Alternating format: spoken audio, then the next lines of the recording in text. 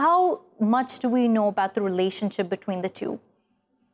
I think we know quite a lot. And we know that climate change will have a very severe impact on millions of people, and this is increasing.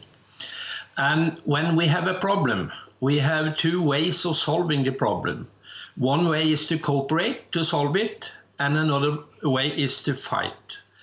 And as we look into the consequences of climate change, it looks like there might be a lot of fighting and too little cooperation, as of course the UN is encouraging.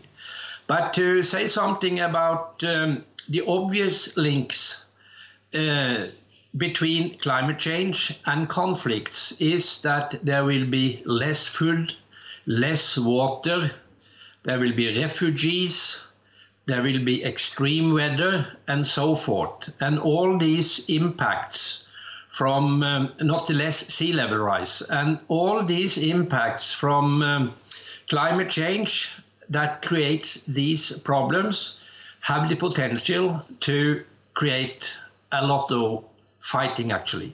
We even today know that maybe the Arabic Spring and what is happening in Syria, right. It's not a main cause, but climate change has had an impact and contribution to these problems. Right. On that point, Mr. Tivdal, I'm going to come back to some of the things you mentioned here. But before that, I'm going to jump to Mr.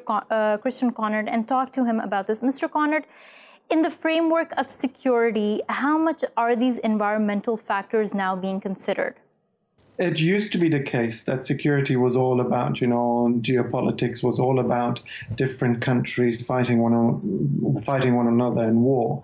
But since the 1990s, we've seen increasingly that academic scholars and practitioners have seen that, in fact, our security agenda has broadened. And climate security is, in fact, one of those very important issues on the security agenda because it has